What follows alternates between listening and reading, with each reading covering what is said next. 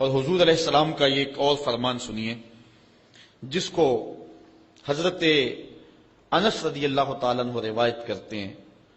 حضور علیہ السلام نے ارشاد فرمایا، من صلی علی فی یوم 1000 مرہ لم یمت حتی یری مقعدہ من الجنہ، جو ایک دن میں 1000 مرتبہ میرے اوپر درود پڑے وہ اتنی دیر تک مرے گا نہیں جب تک جنت میں اپنا ٹھکانہ نہیں دیکھ لیتا۔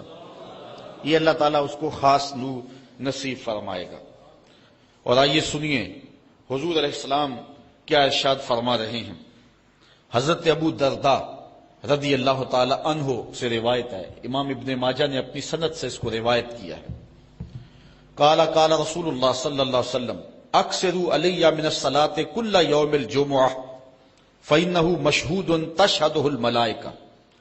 حضور نے فرمایا کہ ہر جمعے کے دن میرے اوپر کثرت کے ساتھ درود پڑا کرو، چونکہ یہ یوم مشہود ہے، اس دن فرشتے حاضر ہوتے ہیں، تو جمعے کے دن کثرت کے ساتھ باقی دنوں کی نسبت میرے اوپر درود پڑا کرو۔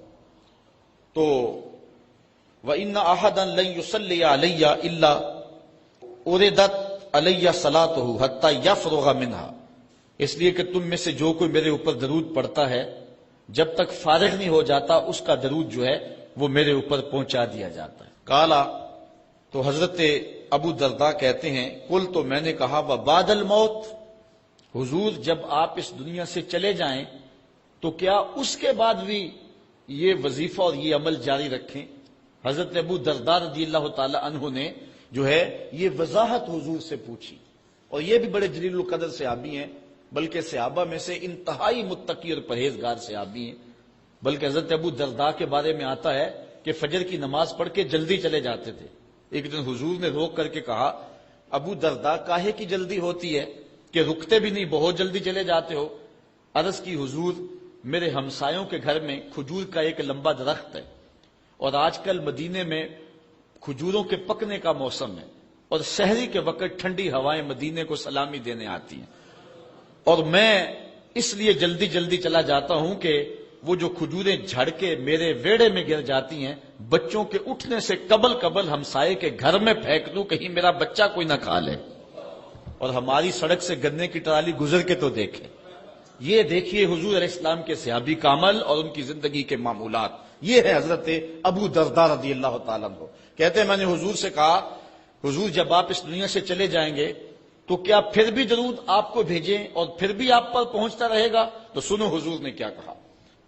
حضور نے فرمایا، ان اللہ حرم علی الارض ان تاکل اجساد الانبیاء علیہم الصلاۃ والسلام، اللہ تعالیٰ نے مٹی پر حرام کر دیا ہے کہ وہ نبیوں کے جسموں کو کھائے۔ نبی قبروں میں زندہ ہوتے ہیں اور ان کو رزق بھی دیا جاتا ہے۔ حضرت ابن ماجہ نے یہ روایت بے اسناد جید، اچھی سند کے ساتھ اس کو روایت کیا ہے۔